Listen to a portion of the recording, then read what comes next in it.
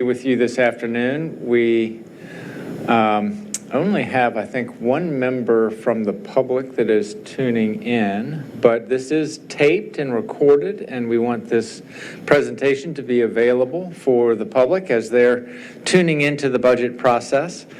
I would like to invite Mayor Hardy to come forward and see if you'd like to make some welcoming remarks as we get kicked off. Great. Thanks, Wyatt. So as I mentioned in our first budget town hall, budget's probably one of the most important votes we take on city council. And ultimately, I strongly believe that our budget should reflect the community's priorities. And so we want to hear from members of the public. We are about halfway through the process. And so we have Councilmember Underhill here and Commissioner of Revenue Tom Clinton joining us, and anyone else tuning in online can watch us afterwards. So we want to continue hearing from you, whether it's at our office hours, during public comment period, or via email. We want to make sure that the upcoming budget, when we adopt on May 13th, reflects the community's priorities. Thank you, Mayor, and thanks everybody for tuning in.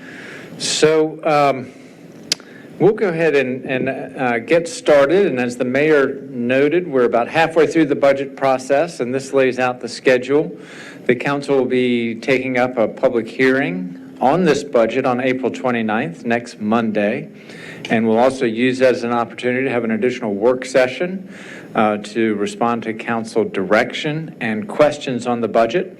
On May 6th in work session, the council will do their final markup, changes to the budget that they would like prepared in the ordinance that would be there for final consideration and vote on May 13th. And the budget that we're talking about then takes effect on July 1st. The public can get involved in this by going to the city's website, and at /budget is where all this information is contained, including meeting videos if you'd like to watch some of the work sessions, and including this town hall meeting is all available. And send in your comments to budget@fallschurchva.gov. So the reason we do budgeting is that budgeting really sets the stage for planning for the coming year. And it's, if you think of any of our recent successes, they all went through this budget planning process. And so here are just a few examples of that. Clearly, managing all the development that's happening in the city has been a major priority for the city. Capital improvements projects like the picture of the Oak Street Bridge and the sport courts, other examples of things that go through the process of budgeting, and that's the necessary step for them ultimately to be successful. It is a period of growth and dynamism in the city, and the city is taking on a lot of strategic initiatives like our government energy action plans, our community energy action plans, our zoning code updates. And meanwhile, all of our normal city programs are fully hitting new records of participation, including our library programs, our rec and parks programs. All of our city offices, like the Commissioner of Revenue, are really very busy. City Hall is a very active and dynamic place. So in this presentation, we want to talk about the budget in the context of some of the City Council's strategic objectives and priorities, which they've laid out in a document that was adopted in March and that helped guide this development. We built this budget in the context of a rapidly growing city, and it's a city that recent demographic studies identified we expect will have about a 20% increase in housing stock come online over the next fiscal year. And so a lot of dynamism, a lot of growth happening in the city. And at the same time, the city's been very successful in bringing federal and state grants to the city for capital investment. And that's to make the city more walkable, more a safer community for all users of our streets, including cyclists, pedestrians, as well as drivers in transit. So capital investments is a big part of what we'll be talking about today.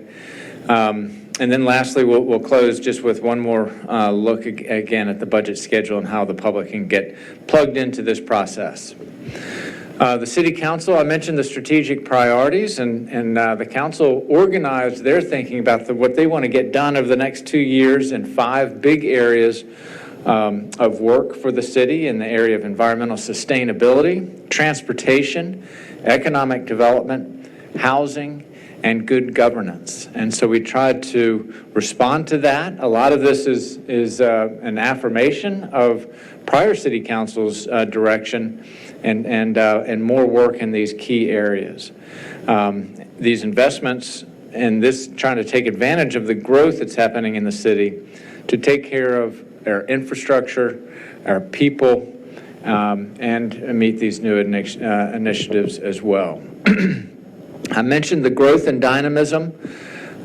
We've got a lot of new commercial development, including a new office building, a new hotel, 2 new grocery stores that will be opening in the coming year, and 2 new theaters, including the one at Founders Row and the Creative Cauldron Community Theater will both be opening in the coming year. In addition, a significant increase in our housing stock. The grants, we're managing right now about 41 capital projects that total $67 million. And over the next 6 years, we have 43 capital projects totaling over $191 million. And that is worth pausing for. It's a really significant and ambitious capital program that this budget is envisioning over the coming 6 years. A couple of highlights from the general fund operating budget. Both the general government and the schools, in terms of the local funding, are growing just about 8%, which is reflective of that context of growth that I just mentioned. We are calling for additional funding for affordable housing in this budget to increase that to $500,000 in the coming year. And then we have our obligations to WMATA, which is a bit in flux. This budget assumes that the state funds its 50% share of the increase in WMATA obligations. That has been somewhat cast in doubt with the governor's amendments to the budget.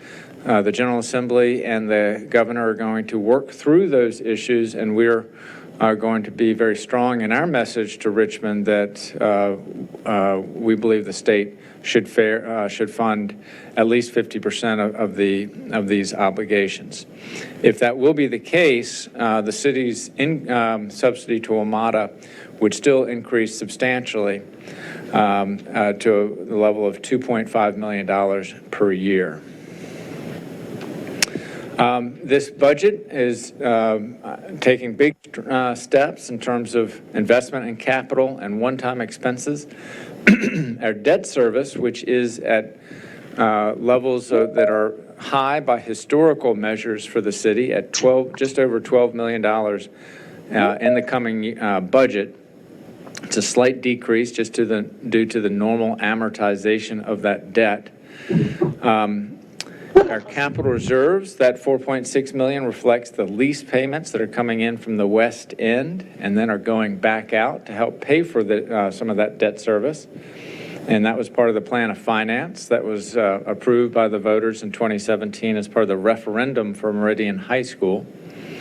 In addition, the city is planning through the 6-year capital improvements program to use some of the capital reserves that were built up to help us have the financial capacity to build that high school, to begin to deploy those capital reserves for projects that would be beneficial to the community. So that would step up in the amount of $9.6 million increase in FY 2025. So that's an important part of the budget that we want to discuss today as well. The overall budget is at the level of $138.3 million, including these use of capital reserves and other one-time expenses. The proposed budget proposes a tax rate of $1.22. That's what the budget is built around. That would be a 1 penny reduction in the current rate with no other changes to other local taxes. We are asking for a change to our utility fees on our sanitary sewer side and our stormwater side, essentially to keep up with inflation. In addition, we're recommending an increase in the availability fees that are paid by developers when they make a new connection to the sanitary sewer system to have a 10% increase in those fees to help pay for the expansion of the system. A couple of notes on real estate assessed values. Overall, our City real estate is assessed at $5.8 billion. And so that means each penny on the tax rate generates $580,000. The significant growth this year in the budget is in the commercial, or in the assessments, is in the commercial sector, with a significant portion of that coming from new construction. The residential growth, we do have new construction that's happening all throughout our neighborhoods as well, but the market appreciation is about 3.2%. So when you got your notice in the mail of your assessment, on average, your neighbors were experiencing about a 3.2% increase of the market appreciation if you didn't have any additions or other construction happening on your property. Here's some about a 5 to 6 year look at trends in terms of our median homeowner tax bill, and the City Council always watches this very closely. So over the past 5 years, we have reduced the real estate tax rate by 13 cents and 13.5 cents with this proposed budget. The tax bill has increased over this period of time, and the increase for your average homeowner in the 2025 year would be about a 2.4% increase, or $271. So that's with the 1 penny reduction in the rate. So now we'll shift and talk a bit more about what is proposed in the budget in terms of new initiatives. And as I mentioned earlier, investments in people, investment in processes, in our infrastructure, and in the strategic initiatives that the City Council has laid out, all to support a growing community. We have tried to, when staff was putting these recommendations together, to really think about some of the foundational issues that we need to address in the budget to support the growth that we're experiencing in the city in a solid way. So some of the investments that we're asking for are in the area of public safety. So the budget would propose 3 additional police officers, which would take our uniformed officer corps to just under 40 uniformed officers for the city. We'd have a focus on, more dedicated focus on managing our training program for our police officers. We also propose to strengthen our emergency communications staff, to add 2 additional positions, to take that to 3. Including our supervisors, I'm sorry, to 6 dispatchers, including our supervisors. Our professional standards manager, that is proposed to be a civilian position that would make sure that our training is happening, but also that there are proofs of compliance that our officers are following all of our policies on a day-to-day basis. And those policies are all intended to ensure that our officers stay safe as they're doing their work, and that the public stays safe in their interactions with our police department. Improving access to services, proposing to expand the number of hours for our library system, focusing on Saturday and Sunday. The Vietnamese community outreach position that came out of our work with the Eden Center, specifically in the East End area plan adoption last year, and updating the city's digital technology and our website specifically. Updating city processes. This is a big effort that we've been making over the past several months to make our services more accessible to the public, and also to have our internal processes work more efficiently for staff, so that staff can be more focus-centered as opposed to using technology to help automate some tasks that staff do currently. So we were asking for a technology applications manager to help drive some of those application projects and technology projects forward. We're asking for additional support in our human resources office. That currently is a staff of 4, and so this would increase that staffing level and human resources to 5. Using contracted legal services, particularly for our project management, to help deliver these capital projects that we're working on. and the city manager's office reorganization that I enacted last September, asking the city council to fund that and to sustain that into the future. And that includes the deputy city manager that really focuses on working on our internal process improvements, and our deputy city manager that's been focused on our CIP delivery and all the projects that we're trying to deliver for the community. Investment in our workforce. The budget does call for a 6% merit increase for our workforce, and a similar increase for police, which would be comprised of a COLA and their STEP program. An increase in the savings plan from a $20 per pay period to $35 per pay period match by the city if an employee elects to put that money into their 457 savings plan. And then having funding in the amount of $120,000, which is up from the current level of $100,000 for citywide training and professional development for employees, with focus on professional development, customer service, as well as using technology to deliver services as efficiently as possible. Some initiatives in environmental sustainability. We have the ongoing conversion to LED streetlights. We have grants that are helping us convert our fleet to a more green fleet, including the installation of charging stations at the property yard. We have some important facility upgrades, both at the Aurora House and at the community center. These are funded in the CIP to have these facilities operate more efficiently and in keeping with our government operations energy plan, and studying ways that we could have solar power at city facilities. The city currently does buy its power to be generated from solar sources, but generating it locally is the next step that's called for in our plans, and we're studying the best ways to do that. In our operating budget in the area of transportation, the council last year increased funding for paving and for basic maintenance of our sidewalks and traffic signals. And that funding is sustained in this coming calendar year. We're about to get into our spring paving season, and we were trying to catch up on addressing some of our streets that where the paving has degraded. Additional funding in affordable housing of $500,000 is called for in the budget, and that would be in part $150K to sustain the affordable housing program for populations that about 40% AMI. That's a program that we started or expanded last year.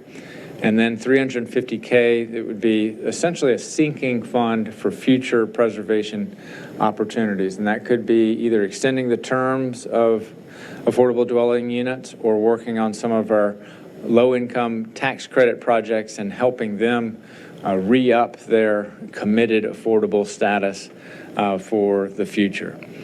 So more work on the policy behind that, but that is an investment to help support those programs. In addition, the city's been very successful in getting grant funds to help with affordable housing, and that includes the newest one, which is a $850,000 grant for property acquisition, which we intend to use in the Virginia Village area as part of that plan to preserve that area as affordable housing.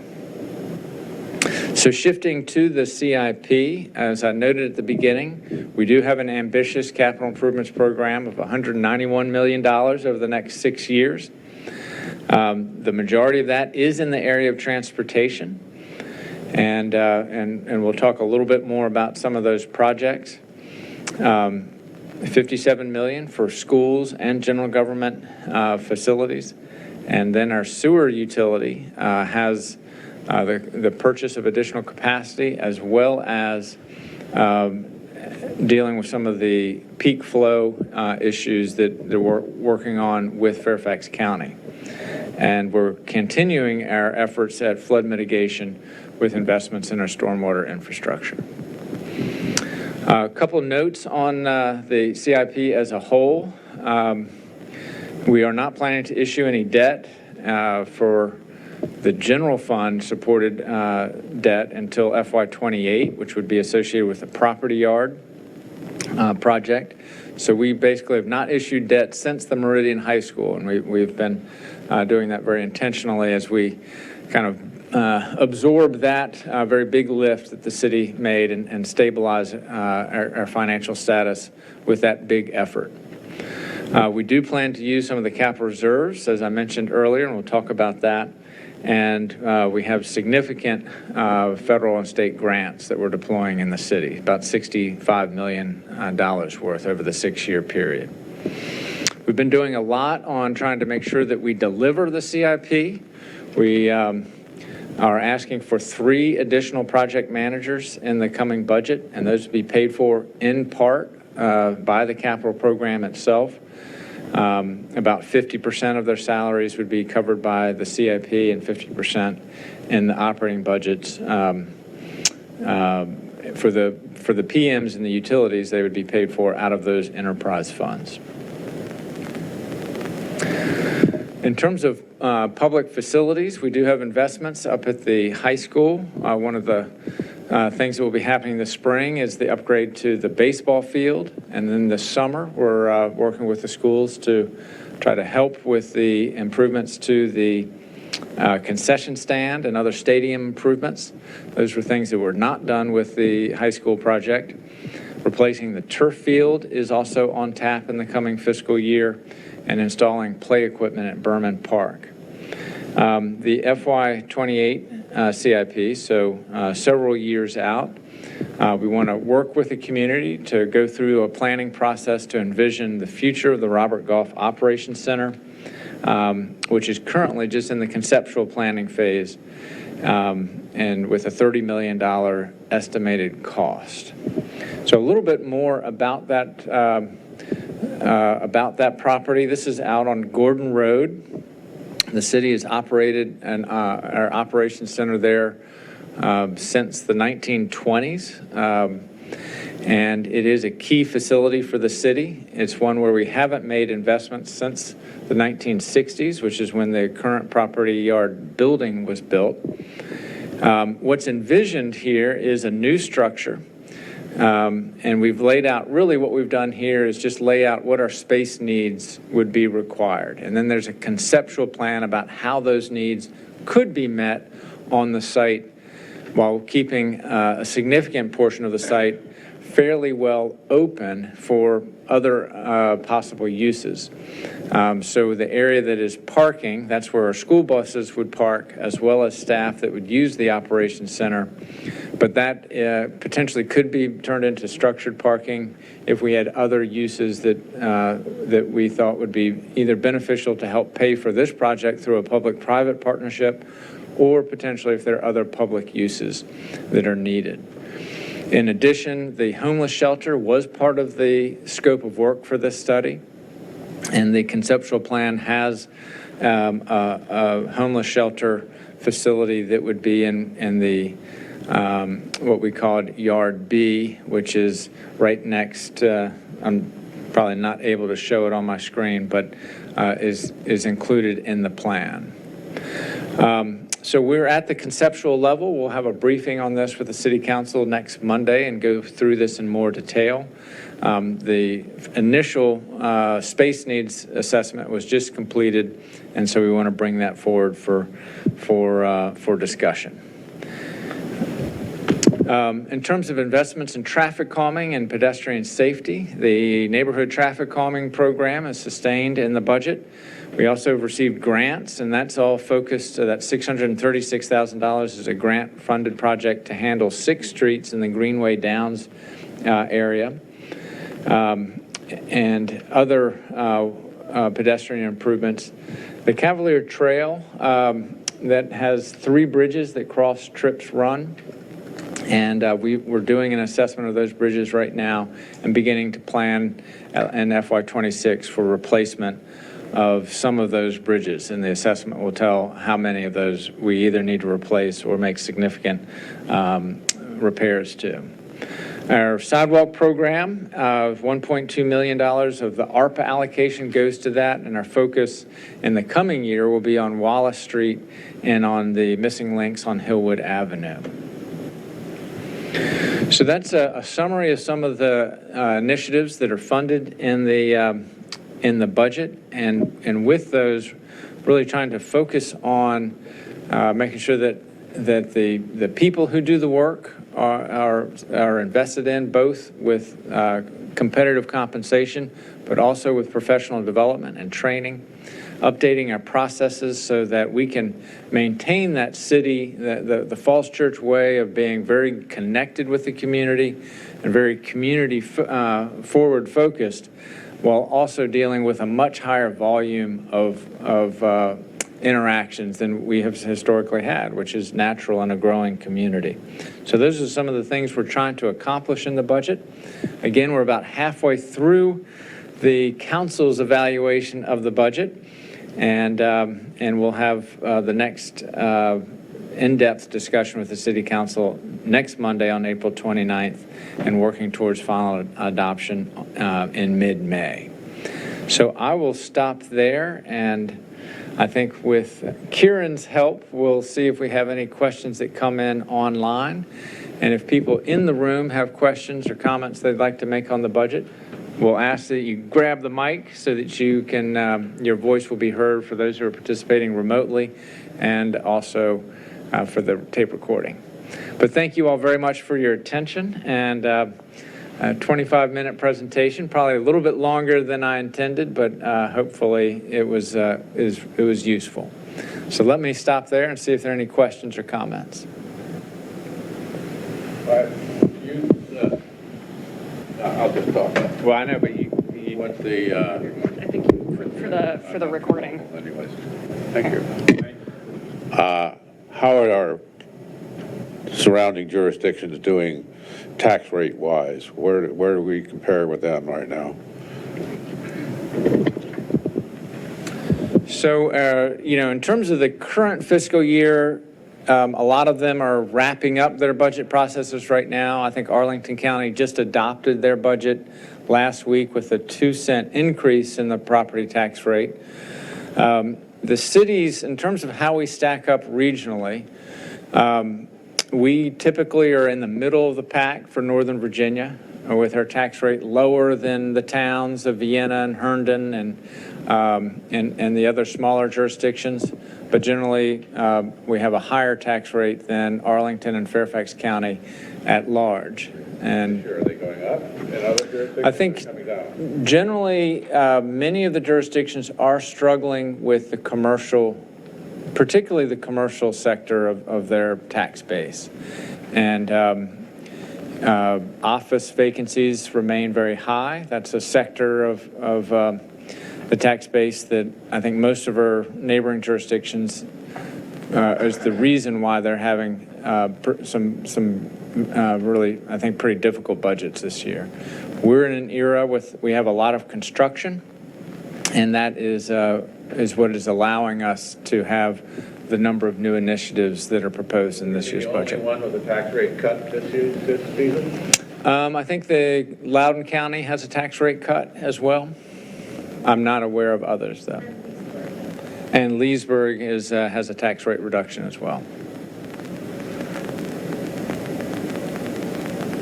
Sir. Thanks. Hi.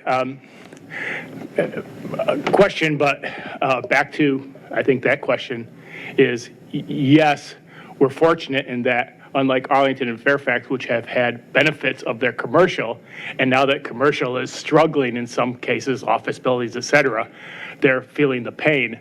And Loudoun, again, always benefits from their data centers. All along, up there in terms of Dulles, et cetera, they benefit immensely from those data centers. So be it. That's the nature of the beast. But my question really is in terms of, I'm always curious in terms of, I always see those big charts that see all these projects, Tinner Hill and Pearson Square, et cetera, that we're going to generate all this benefit. And I can never really point in any of this to say how much benefit is in there. Either if there wasn't, pick a number, if there wasn't Founders Row 1, how much would we even be able to have that 1 cent decrease? And conversely is, we're almost at the point of finishing 2 blocks away from me, the Broad and Washington, the new Whole Foods. Is that included in the benefit when they start filling up those condos? Or will we, come a year from now, have surplus because that wasn't included? So it's a long-winded question, but I'm always struggling of how that helps us, because I always was looking for the pony that was promised. 1 cent is great, but I always looking for more. So the city produces a report, generally like every 2 years or sometimes less frequently, on the fiscal impact of mixed-use development in the city. And so we can get you a copy of that report. I don't know if you've seen that in the past. It is available online. And it tries to sort of put numbers behind that. And what it does is it tallies up the gross revenues, which is a known thing from all of the mixed-use development. And then it continues to model most of the service costs except pupils, the education costs, because that's a known number as well. But what's the police cost for a new mixed-use building? You really just have to model that because it's not quite as direct a thing that you can quantify. So the result of that is that there is a very substantial net positive fiscal impact from mixed-use development as a whole in the city of Falls Church. And so, that's, and you can sort of tally that up in terms of how many pennies on the tax rate that would be. That sort of takes it a step further than our analysis goes. We just try to identify what the numbers are. And it's over $4 million was the last analysis, net of all the costs that are associated with that development as well. So the new projects that are coming online right now, they're not part of that analysis because they haven't been stabilized yet, but we'll update the report when they all get finished as well. So that's a sort of a short answer to a complex issue. Anecdotally, I can think of many years where almost all of the new revenue that the city had came from the mixed-use development because the market was flat and, assessed value generally was not growing. And so that new construction is what has allowed, the city to not have to raise the tax rate in some of those years. So sometimes the impact is a tax rate increase avoidance as opposed to an actual tax rate cut. Some years there's an actual tax rate cut. I mean, obviously we had the budget where we cut the tax rate 12 cents, but that was 2 years ago. That was also in the context of very rapid increase in assessed value of of single-family homes. And so that tax decrease was really intended to try to mitigate that rapid increase in assessed value. So that's a summary, but I'd be happy to share that document with you and sort of get your thoughts in terms of how helpful or if there's additional questions that you have on that topic.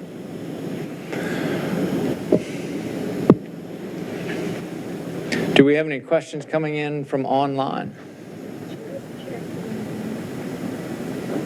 We have a question from Ms. Tina. I remember Chief Gavin was able to get the police department certified. Is it still certified? So I think you're referring to accreditation, and that's one of the city is currently working towards reaccreditation. We are currently out of accreditation, and so that's one of the requests for the compliance position to staff that. What accreditation really is maintaining extensive files of your proofs of compliance with all of the standards of the department. And so then the accreditation folks come in and review those files. And that is very labor intensive to keep those files up to date. And so that's what we're working towards, and that is the rationale behind the request of the additional civilian position to assist with that work.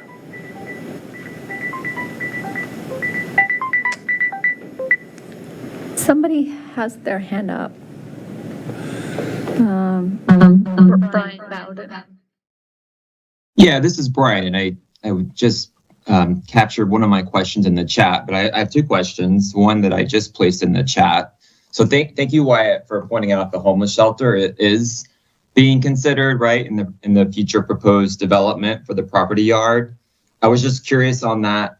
Is it envisioned to be the same size as the current homeless shelter, or a different size or capacity? So again, just at the conceptual level, and this needs much more discussion. It is a larger facility than we currently have. But so the question, in terms, what our intent is to sort of next steps is to engage with community on that facility as well as kind of everything else there. But I believe that the study does increase the number of beds in the facility, as well. The beds are segregated by gender, and in particular, there was an increase in the beds that were available for women. I think the current facility has 2 beds for women, and so there's an expansion of that to 10 beds, I believe. Got it. So an expansion from 2 to 10 beds for women, and potentially an expansion of other beds as well. 20 beds for males. Okay, thank you. Level, this building's not been designed. It's really just done some essential space needs calculations and then sort of a box on what size box it would need to be to fit those needs as well as all the other needs that happen on that site. So that's where we are in the planning process. Great, thank you very much. Mm-hmm. And my second question is on the federal grant for property acquisition. I think it was for $850,000, potentially intended for the Virginia Village area. Can that be added to local funds so that the city could actually purchase one of those quadplexes, which I think are going for around $1 million? So it is part of a larger effort, and I see that Cindy Mester is on the call. I don't know if anyone else from housing is on the call, but Cindy, would you like to speak to that? Sure, glad to. Yes, we do have the Acquisition Strike Fund that has Amazon grant, local money, and this $850 federal grant through discretionary funding with Congressman Beyer would go into it, so that, yes, we could supplement that $850 to acquire another property. The other thing is part of the Acquisition Strike Fund, so we can continue to acquire, is that we then refinance the properties through Affordable Housing Fund through Virginia Housing.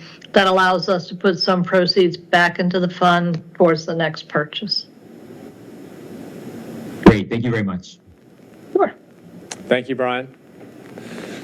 And circling back to Tina, just wanted to confirm, Tina, if that answered your question? Okay.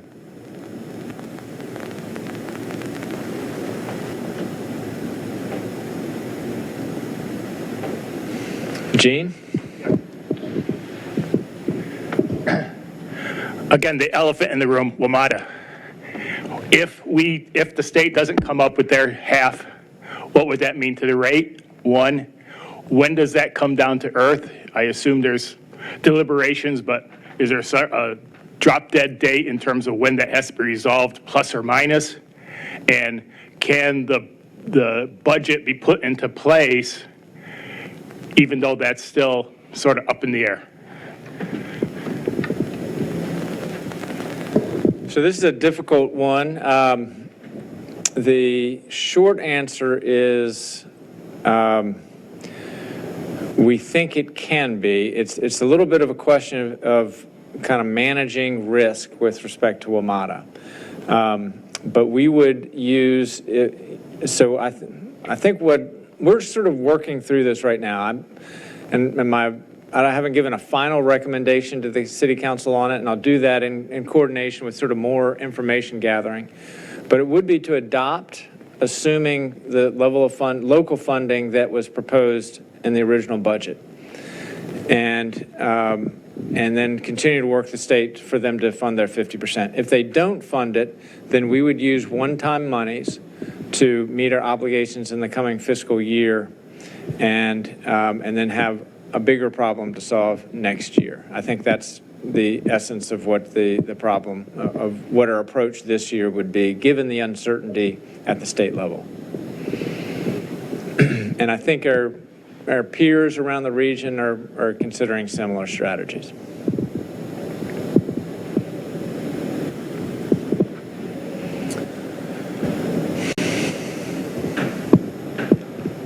All right, I'll do one more check for any online questions, comments, or suggestions. And Kieran is not seeing any. Okay. Wyatt, Yes. this is Cindy. I did raise my hand so that I could maybe add one piece to Jean's question on the WMATA. Yes, please. There is a state time deadline because they need a budget for all of the state July 1. So the WMATA is built into the fact that there has to be a new biennium budget. So right now the General Assembly is scheduled to reconvene May 13th and adopt a budget on May 15th. So hopefully we'll have resolution then. I know there's a lot of work happening in Richmond to get a negotiated budget between the General Assembly and the governor, but that's the current timeline is May 15th for state budget. Thank you, Cindy. All right. Well, thanks everybody for tuning in, and appreciate the questions and comments, and keep them coming through the process, as well as suggestions. That is the intent of this process, is to get the wisdom of the community as we grapple with our plans for the coming year. So thank you all for very much for tuning in. These links here on the page show where you can get more information, and look forward to our next meeting on this. Thank you all.